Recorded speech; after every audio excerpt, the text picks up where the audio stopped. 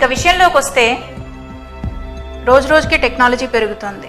ఎందుకంటే ఒక గ్రంథం దైవ ప్రేరితమా కాదా అన్నది తేల్చుకోవడానికి మన విశ్వాసం, మన ఫీలింగ్స్, మన ఉద్దేశాలు మాత్రమే సరిపోవు.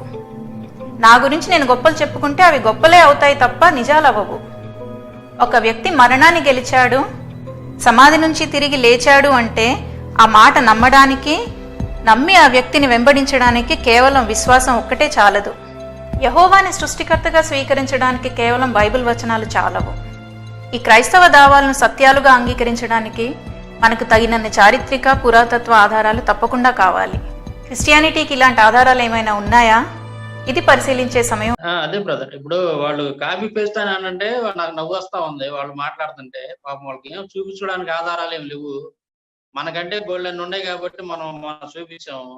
వాళ్ళకి ఏమీ లేక మీరు గమనించే ఉంటారు, వాళ్ళ ముఖాల్లో దీనత్వం, వాళ్ళ ముఖంలో ఏడుపు, వాళ్ళ ముఖంలో అసూయ, ఇవన్నీ కలిపి కొట్టొచ్చినట్టు కనపడతా ఉన్నాయి ఆ వీడియోలో. ఏది పక్కల డాక్టరు, అలాగే అమరా ప్రసాద్, లలిత్ కుమార్ అనేటువంటి వీళ్ళు పెట్టారు కదా వీడియో ఒకటి. వాళ్ళు నవ్వలేక అది అంటారు, ఏడవలేక నవ్వుతున్నట్టు ఉండే వాళ్ళ మాటలన్నీ కూడా. చాలా నాకు జాలేసింది వాళ్ళని చూస్తుంటే. ఆ వీడియో చూస్తుంటే నాకు చాలా జాలేసింది. పాపం ఏంట్రా బాబు వీళ్ళ పరిస్థితి అని చెప్పి చాలా జాలేసింది. అయితే ఇప్పుడు మన ఉద్దేశం ఏంటంటే వాళ్ళని ఏదో విమర్శించాలని కాదు, కానీ సత్యాన్ని తెలుసుకొని వాళ్ళు ఎక్కడైనా సరే సత్యాన్ని వెంబడిస్తే బాగుంటుందనే ఆలోచనతో మనం ఈ ప్రయత్నం చేస్తున్నాం. అంతే తప్ప ఏ ఒక్కరిని విమర్శించాలనో, ఏ ఒక్క మతాన్ని మనం కించపరచాలనో మన ఉద్దేశం కాదు. మన ప్రధాన ఎజెండా ఏంటంటే వాళ్ళంతా కూడా వాస్తవాలు తెలుసుకొని ఉన్నటువంటి చారిత్రక పురావస్తు ఆధారాలు వాళ్ళే లేవనెత్తారు కాబట్టి అవన్నీ ఉండాలి. చారిత్రక పురావస్తు ఆధారాలు ఉంటేనే అది నిజమైనటువంటి మతం అని నమ్మాలని మన ఉన్నాడు కదా, బొడ్డోడు ఉన్నాడు కదా, కరుణాకరు దుర్గుణ అనేటువంటి వాడు ఉన్నాడు. వాడు అమెరికా నుంచి కొత్తగా వచ్చినటువంటి ఆవిడ పేరేదో ఉంది, కామాక్షి గారిని కూర్చోబెట్టి ఫ్రెష్ గా మేకప్ వేసి కూర్చోబెట్టి ఈ మాటలు పదే పదే చెప్పించాడు. 1-10 సార్లు. ఏంటి, చారిత్రక మరియు పురావస్తు ఆధారాలు ఉంటేనే ఒక మతాన్ని అది నిజమైనదని చెప్పి నమ్మాలి, లేకపోతే మనం నమ్మకూడదు, మీరెవరు కూడా నమ్మొద్దని చాలా స్పష్టంగా వాళ్ళే చెప్పించారు. కాబట్టి మనం ఈ రోజున చారిత్రక మరియు పురావస్తు ఆధారాలని చూపిస్తూ దేనికి ఏ యొక్క గ్రంథానికి ఆధారాలు ఉన్నాయో చూడండి అని మనం ఈరోజు ఈ చూపించడం జరుగుతుంది అనమాట. సో ఆ క్రమంలో భాగంగానే ఇవన్నీ మనం మాట్లాడాల్సి వస్తుంది, మాట్లాడుతున్నాం. సరే, ఇప్పుడు వాళ్ళు చెప్పినటువంటిది ఏది కాపీ పేస్ట్ మతం అనేది ఇందాక నేను కొంచెం ఇంట్రొడక్షన్ ఇచ్చాను దాని మీద. ఇప్పుడు వాళ్ళు బైబిల్ గురించి మాట్లాడారు. ఏంటంటే వీళ్ళు చూడండి, యూదులకు ఒక బైబిల్ ఉంది, వీళ్ళకి ఒక బైబిల్ ఉంది, అది ఇది అని చెప్పి మాట్లాడుతూ ఉన్నారు. వాస్తవానికి వాళ్ళకి దాని గురించి ఏమాత్రం కూడా కొంచెం కూడా నాలెడ్జ్ అనేది లేదు. వాళ్ళకి అర్థమైంది, ఇందాక మీరు చాలా స్పష్టంగా చెప్పారు బైబిల్ గురించి. అయితే ఇక్కడ మనం గమనించాల్సింది ఏంటంటే బైబిల్ గురించి దీనిని పరిశుద్ధాత్ముడు రాసినటువంటి గ్రంథాలు ఏవి అనేది ఆ రోజుల్లో ఉన్నటువంటి వాళ్ళు పరిగణలోకి తీసుకునేటప్పుడు వాళ్ళు ఒక మాటను కూడా పరిగణలోకి తీసుకున్నారు. ఏంటంటే లూకా సువార్త 24వ అధ్యాయం 44వ వచనంలో ఒక మాట ఉంటుంది. అంతటా ఆయన మోషే ధర్మశాస్త్రములోను ప్రవక్తల గ్రంథములలోను కీర్తనలలోను నన్ను కూర్చి వ్రాయబడినవన్నీ నెరవేరవలనని నేను మీ యొద్ద ఉండినప్పుడు మీతో చెప్పిన మాటలు నెరవేరినవని వారితో చెప్పాను. యేసుక్రీస్తు ఈ అమ్మాయి మార్గంలో ఉన్నటువంటి బాటసారులతోనూ అలాగే వాళ్ళ శిష్యులతో కూడా పదే మాటలు చెప్తా ఉంటాడు. అంటే ఈయన ప్రమాణం ఇచ్చాడు యేసుక్రీస్తు మనకి. అంటే మోషే రాసినటువంటి గ్రంథాలు, అలాగే ప్రవక్తలు రాసినటువంటి గ్రంథాలు, కీర్తనల గ్రంథాలు, ఇలాంటివన్నీ కూడా నా గురించి రాయబడినవే అని చెప్పి చెప్తున్నాడు. యేసుక్రీస్తు గురించి రాయబడినటువంటి గ్రంథాలు కానివ్వండి, అలాగే ఆయన ఒక ప్రమాణం మనకు కొలబద్ద ఇచ్చాడు. ఆ కొలబద్ద ప్రకారమే మనం ఎగ్జాక్ట్లీగా ఆ గ్రంథాలను ఆ రోజున ఉన్నటువంటి ఈ పెద్దలు ఏం చేశారంటే నిర్ధారణ చేశారు, ఇవి పరిశుద్ధాత్మ ప్రేరణతో రాయబడినటువంటి గ్రంథాలు అని. అంతేకాకుండా ప్రవక్తల గ్రంథాల్లో కూడా ఏ ప్రవక్తల గ్రంథాలనే నిర్ధారణ చేయడానికి ఆయా అవి చారిత్రక గ్రంథాలు అయి ఉండాలి, ప్లస్ ఆధారాలకు సరిపోవాలి. అవన్నీ కూడా కల్పితాలుగా కాకుండా ఆ రోజుల్లో జరిగినాయా లేవా ఇవి అనేటటువంటి ఒక ప్రమాణాన్ని తీసుకొని నిర్ధారణ చేశారనమాట. ఆషామాషిగా నిర్ణయించింది కాదు, నిర్ధారణ చేసింది కాదు 66 పుస్తకాల బైబిల్ గ్రంథం అనేది. వాళ్ళు ఎంతో పరిశీలన చేసి వాటికి హిస్టారికల్ ఎవిడెన్స్ ఉన్నాయా లేవా, మరి అవన్నీ జరిగినాయా లేదా అనేటువంటిది ఒక పరిశీలన చేసి పరిశుద్ధాత్మ ప్రేరణతో రాయబడినటువంటి గ్రంథాలను ఐడెంటిఫై చేసి ఈ రోజున 66 పుస్తకాలుగా మన ముందు ఉంచారు. అవన్నీ కూడా వాస్తవాలు, నిజాలు అని చెప్పేసి హిస్టారికల్ ఎవిడెన్స్, పురావస్తు ఆధారాలు కూడా చాలా స్పష్టంగా మనకు కనపడతా ఉన్నాయి. కాబట్టి వాటిని మనం పరమ ప్రమాణంగా నమ్ముతా ఉన్నాం. సో ఈ విషయాన్ని ఈ మతోన్మాదులు తెలుసుకోవాలి. ఎవరైతే బైబిల్ విమర్శిస్తున్నారో మీకు అన్ని పుస్తకాలు ఉన్నాయి, వాళ్ళకి ఇన్ని పుస్తకాలు ఉన్నాయని ఏదైతే విమర్శిస్తున్నారో వాళ్ళు ఈ విషయాన్ని తెలుసుకోవాలి. మనకి ఈ గ్రంథాలు నిర్ధారణ చేయటంలో ఎవరో మానవ మాతృలు చేసినటువంటి ప్రమాణం కాదు, కానీ స్వయంగా యేసుక్రీస్తు ఇచ్చినటువంటి ఒక కొలబద్ద ఉంది. ఆ కొలబద్దతోటే మనం ఈ పరిశుద్ధాత్మ ప్రేరణతో రాసినటువంటి గ్రంథాలని ఐడెంటిఫై చేసి వాటిని మనం ఫాలో అవుతున్నాం అనమాట. తర్వాత వీళ్ళు కాపీ పేస్ట్ మతం అని చెప్తున్నటువంటి ఈ విధంగా మాట్లాడుకుంటూ పోతూ పాత నిబంధనని మోసే రాశాడంట. పాత నిబంధనలో ఉన్నటువంటి ఆ గ్రంథాలన్నింటిని కూడా ముందున్నటువంటి 5 గ్రంథాలని మోసే రాశాడు. మరి యెహోవా దేవుడు కూడా ఆయన కల్పించినటువంటి ఒక కల్పిత పాత్ర అని చెప్పేసి వీళ్ళు విమర్శించడం జరిగింది. వీళ్ళు ఏం చెప్తున్నారంటే ఎవరో ఒక అతను చెప్పాడంట, అతని పేరు కూడా నాకు సరిగ్గా అర్థం కాలేదు. వీళ్ళు చెబుతుంటే దాంట్లో స్పష్టంగా అర్థం కాలేదు వీళ్ళ మాటలు. ఎవరో చెప్పారంట, అంటే ఇశ్రాయేలీలు ఐగుప్తుల దగ్గర, ఈజిప్షియన్ల దగ్గర బానిసత్వంలో ఉన్నప్పుడు వాళ్ళ యొక్క మత ఆచారాలు, వాళ్ళ యొక్క సంప్రదాయాలన్నింటినీ కూడా తీసుకొని వీళ్ళు కాపీ కొట్టుకొని వీళ్ళు రాసుకున్నారు. మరి మోసే వీళ్ళకి నాయకత్వం వహించి వాళ్ళని తీసుకొని వచ్చి వాళ్ళందరికీ వాళ్ళకి గ్రంథం అనేది రాసిచ్చాడు, ఆ మత సాంప్రదాయాలన్నింటిని పట్టుకొని అని చెప్పేసి వీళ్ళు చెప్తున్నారు. మోసే కూడా అక్కడ ఉన్నటువంటి రాజకుటుంబంలో పెరిగాడు అని చెప్పేసి వీళ్ళు మాట్లాడారు. అయితే వీళ్ళకి కొంచెం కూడా బుర్ర అనేది లేదని క్లియర్గా అర్థం అవుతుంది మనకి.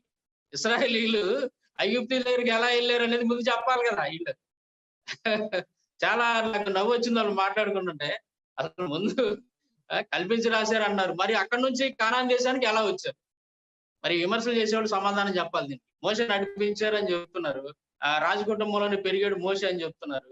మరి రాజకుటుంబంలో పెరుగుతున్నటువంటి మోసే పక్క ఎందుకు వచ్చాడు, ఎక్కడికి వెళ్ళాడు, మరి అక్కడ వాళ్ళని నడిపించాల్సినటువంటి అవసరం ఎందుకు వచ్చింది, వాళ్ళ దగ్గరికి ఎందుకు వెళ్ళాడు, ఎట్లా వాళ్ళని నడిపించుకొని వచ్చాడు? మరి ఈ ప్రశ్నలన్నింటికి కూడా సమాధానం చెప్పాలిగా. వీటన్నిటికీ సమాధానం చెప్పకుండా ఈజిప్షియన్లు తర్వాత గ్రీకు వాళ్ళకి సంబంధించినటువంటి అన్ని కూడా మతాచారాలను, సాంప్రదాయాలను పాటిస్తున్నారు, వాటన్నిటి కూడా కాపీ కొట్టి రాసుకున్నారు గ్రంథంలో అని చెప్పేసి విమర్శ చేస్తాం. చాలా హాస్యాస్పదంగా ఉంటది అనమాట. చాలా నవ్వు వచ్చింది అసలు వాటన్నిటి గురించి వాళ్ళు మాట్లాడుతుంటారు. తర్వాత ఇప్పుడు నేను పాత నిబంధనలో ఉన్నటువంటి ఒక 2 ఎవిడెన్స్ నేను చూపించాలనుకుంటున్నాను. ఆర్కియాలజికల్ ఎవిడెన్స్ అనేవి నేను స్పష్టంగా నేను ఇప్పుడు చూపించబోతున్నాను. మొట్టమొదటిగా మనకి ఆదికాండం 19వ అధ్యాయంలో సొదొమ గొమొర్రా పట్టణాలను దేవుడు అగ్ని గంధకాలు కురిపించి నాశనం చేసినట్టుగా ఉంటుంది. ఎందుకంటే అక్కడ ఉన్నటువంటి జనం, ఆ ప్రజలు విపరీతమైనటువంటి పాపంలో పడిపోయి దేవుణ్ణి మర్చిపోయి బాగా పాపం చేస్తున్నప్పుడు మరి ఆ పట్టణాన్ని దేవుణ్ణి నాశనం చేయాలనుకొని మరి అబ్రహాం యొక్క బంధువులైనటువంటి లోతుని వాళ్ళ కుటుంబాన్ని అక్కడ నుంచి తీసుకొని వచ్చినప్పుడు అగ్ని గంధకాలు కురిపించి ఆ పట్టణం అంతా కూడా నాశనం చేస్తాడు. సో దానికి సంబంధించి మరి వీళ్ళు చెప్పినట్టుగా ఈ లలిత్ కుమార్ గాని, బొక్కల డాక్టర్ గాని, అమర ప్రసాద్ గాని వీళ్ళంతా కూడా విమర్శ చేసినట్టుగా ఒకవేళ అది కనుక కల్పిత కథ లేదా మోసే ఊహించి రాసినటువంటిదే కనుక అయితే మరి ఈ రోజు ఆ పట్టణం ఎందుకు ఉంది అక్కడ? ఈ ప్రశ్న సమాధానం చెప్పాలి. అంతేకాకుండా నేను కొన్ని ఎవిడెన్స్ తీసుకున్నాను దానికి సంబంధించి.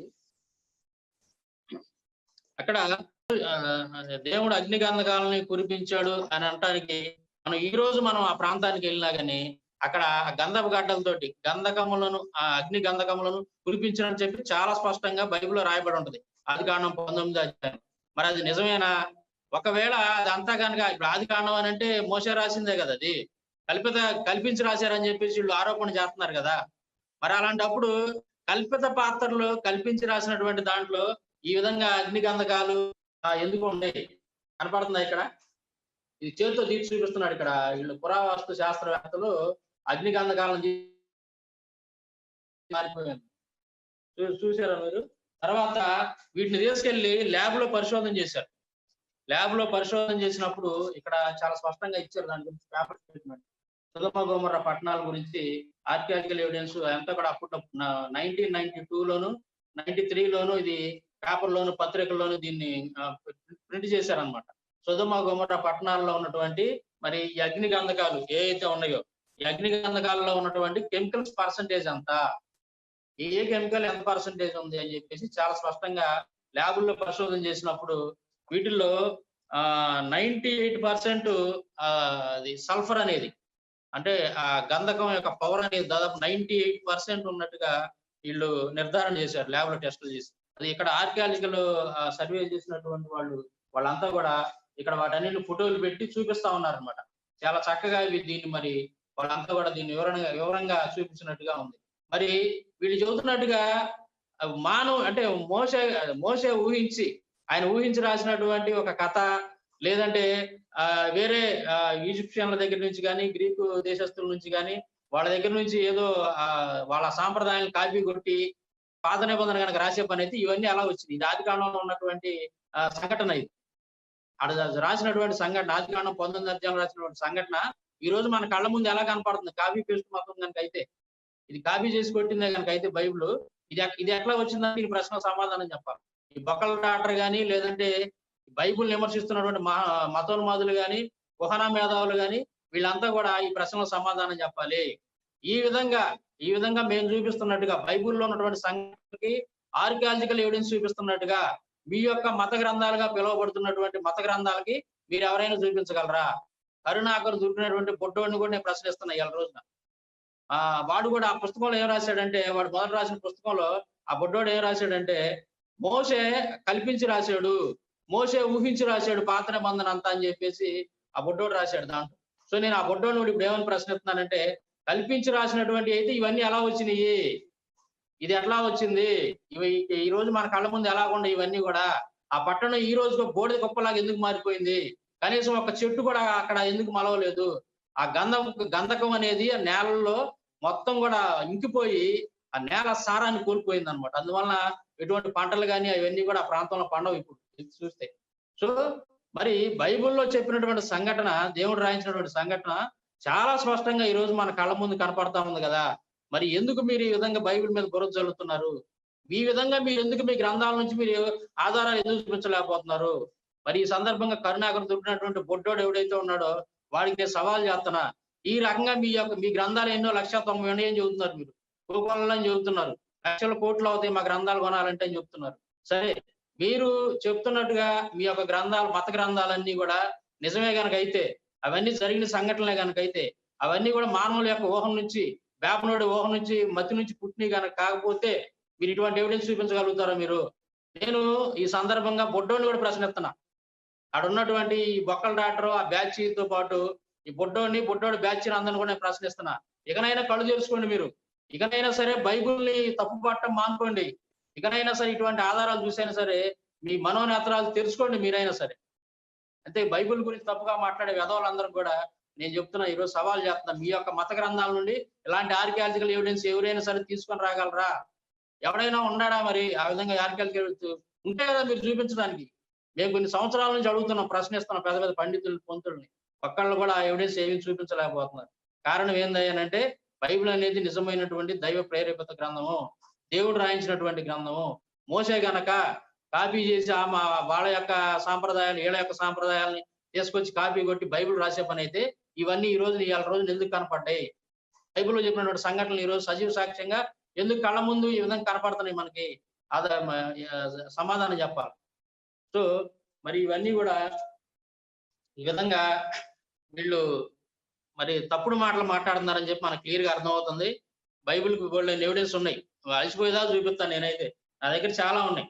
తర్వాత వీళ్ళు ఏదైతే నమ్ముతున్నారో ప్రకృతి ఆరాధన కానివ్వండి, సూర్యుడిని చంద్రుడిని ఆరాధించడం కానీ, ఇవన్నీ కూడా వీళ్ళు నమ్ముతున్నటువంటి కొన్ని ఈజిప్షియన్స్ కానీ, గ్రీకు దేశానికి చెందినటువంటి వాళ్ళు కానీ, వీళ్ళు ఆరోపణ చేస్తున్నటువంటి వాళ్ళు ఎవరైతే ఉన్నారో వాళ్ళు కొలుస్తా ఉన్నారనమాట. వాళ్ళు సూర్యుడిని, చంద్రుడిని, రకరకాల దగ్గర ఉన్నాయి. వాళ్ళంతా కూడా ఇప్పుడు ఈ విధంగా సూర్యుడిని అట్లా ఆరాధించేవాళ్ళు. అటోళ్ళంతా కూడా ఇప్పుడు మన ఇండియన్స్ ఏ విధంగా అయితే వాటన్నింటిని ఆరాధిస్తా ఉన్నారు. ఇవన్నీ వాళ్ళ దేవతలు. కప్ప దేవత. తర్వాత వచ్చేసి ఇది భూదేవత, భూమిని కూడా పూజిస్తూ ఉంటారు, భూదేవత. తర్వాత ఇది వరుణ దేవుడు అంటారు చూసారా, ఇది వరుణ దేవుడు అనమాట. తర్వాత ఇవన్నీ ఉన్నాయి, ఇవన్నీ వ్యవసాయానికి సంబంధించినటువంటి దేవతలు వీళ్ళంతా కూడా అక్కడ పూజించేటటువంటి. తర్వాత వీళ్ళు ఎద్దును కూడా పూజిస్తారు. ఇక్కడ ఉన్నటువంటి శివుడిని ఏ విధంగా అయితే పూజిస్తుంటారో ఈజిప్షియన్స్ శివుడి యొక్క వాహనం నంది అని పూజిస్తుంటారు కదా, అట్లాగే జంతువులను పూజించేటువంటి ఆచారం ఈజిప్షియన్ లో కూడా ఉంది. నందిని వాటిని పూజిస్తూ ఉంటారు. అదే విధంగా ఇక్కడ ఉన్నాయి సంతాన దేవత అని, తర్వాత నైల్ నది దేవత అని ఇక్కడ ఉంటది. అన్ని ఫ్రేమ్ కట్టి ఇంట్లో పెట్టుకోపోయా. ఇగో నైల్ నది దేవత, నైల్ నది దేవత అని ఈజిప్షియన్లు పూజించేవాళ్ళు. వీళ్ళు నదులను పూజిస్తుంటారు, పుష్కరాలు కూడా చేస్తుంటారు మనోళ్ళు. అంటే ఈ ఆచారం అంతా ఎక్కడి నుంచి వచ్చిందని అనడానికి కొన్ని ఎవిడెన్స్ నేను చూపిస్తున్నా. ఇది ఇక్కడ ఉండదు చూడండి, ఓసిరిస్ అని ఉంటది నైల్ నది దేవత. ఇప్పుడు ఇవన్నీ అంటే కాదు, ఇప్పుడు నదులను దేవతలుగా పూజించేటటువంటి ఆచారం కూడా, ఆచారం అనేది అంతా కూడా అటు నుంచి ఇక్కడ వీళ్ళు కాపీ పేస్ట్ యొక్క మతం వెళ్ళదని చెప్పి చాలా క్లియర్ గా అర్థం అవుతుంది. మనకథ అనేది పాతది, పురాతనమైంది. అవును. మన భారతదేశంలో ఉన్నటువంటి మొట్టమొదటి నాగరికత అయినటువంటి సింధు నాగరికతలోనే సంస్కృత భాష అనేది లేనప్పుడు వేల సంవత్సరాల క్రితం మీ సంస్కృత భాషలో మీ మత గ్రంథాలు ఎలా రాశారు, ఎలా నమ్ముతారు అసలు? అక్కడే అర్థమైపోతుంది, క్లియర్ గా అర్థం అవుతుంది. తర్వాత నేను ఇంకో ఎవిడెన్స్ చెబుతా. ఇక్కడ కర్ణాటకలో ఉన్నటువంటి హోలేశ్వర ఆలయం అని ఒక టెంపుల్ ఏదో ఒకటి ఉంది. మొత్తానికి అక్కడ బెల్లహూరునో ఏదో ఉంది ఊరు పేరు, నేను మర్చిపోయినాను. అక్కడ ఆ టెంపుల్ మీద ఉన్నటువంటి ఈజిప్షియన్ సంబంధించినటువంటి ఆ వ్యక్తి యొక్క చిత్రాన్ని, ఆ శిల్పాన్ని చెక్కారు అక్కడ. ఇది పూర్తిగా మన కర్ణాటకలో ఉన్నటువంటి ఒక టెంపుల్లో ఉన్నటువంటి ఈజిప్షియన్ వ్యక్తి చిత్రం అన్నమాట.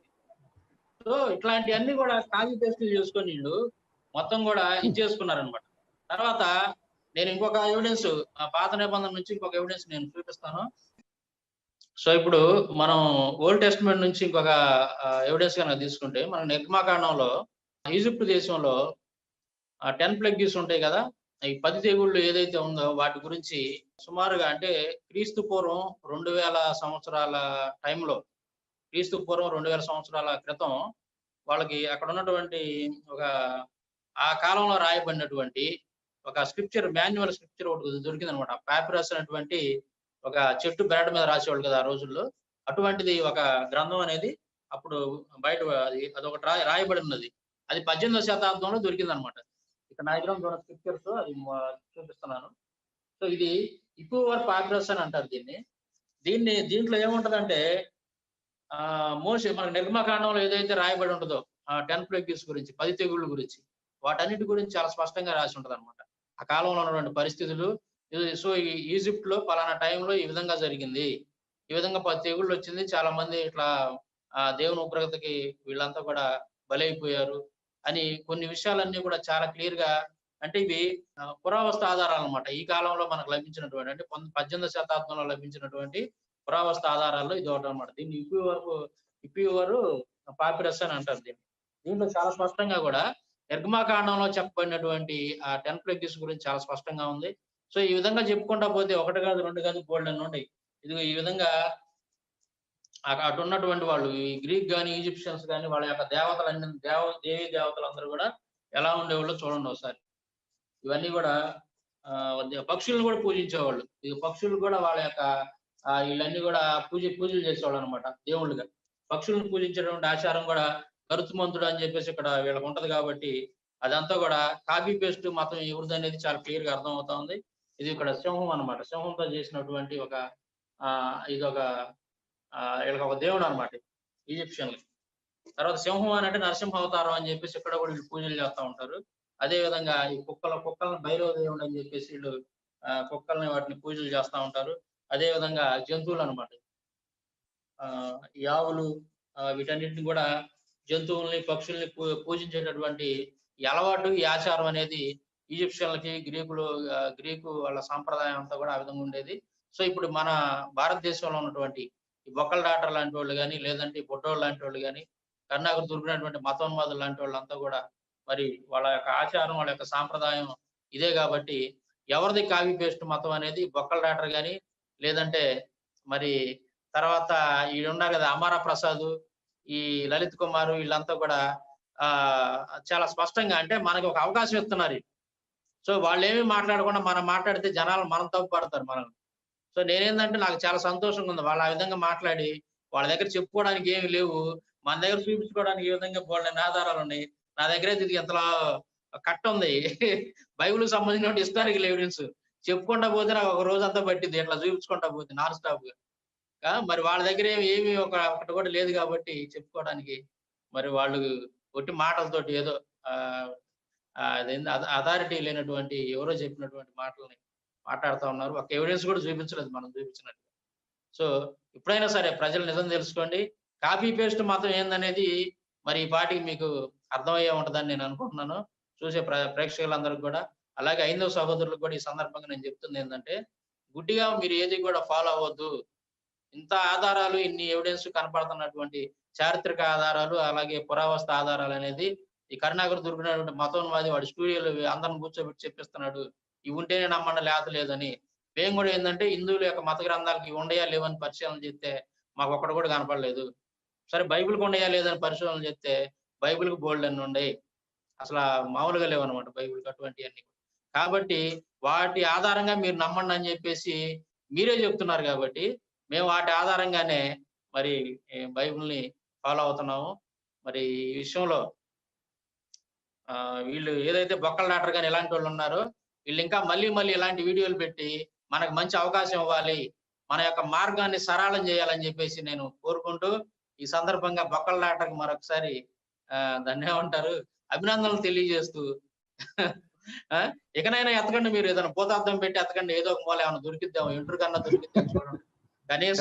కనీసం పెద్ద ఎవిడెన్స్ లేకపోయినా వాళ్ళ యొక్క వెంట్రుకలన్నా ఏమన్నా చిన్న వెంట్రుకన్నా ఏదన్నా కనపడితే వెతకండి, తెచ్చి చూపించండి. ఇదిగరా బాబు మా రాముడు వెంట్రుక, లేదు మా కృష్ణుడు వెంట్రుక, లేదంటే మా యొక్క యుద్ధంలో పాల్గొన్నటువంటి రాజుల వెంట్రుక అని చెప్పి కనీసం చిన్న వెంట్రుకను చూపించినా సరే మరి మేము ఫాలో అవుతాం.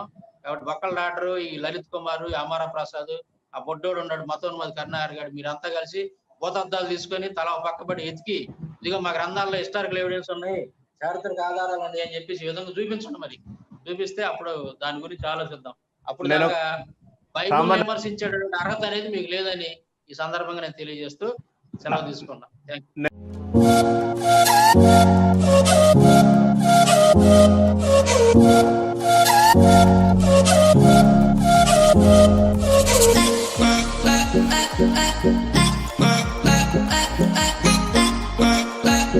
I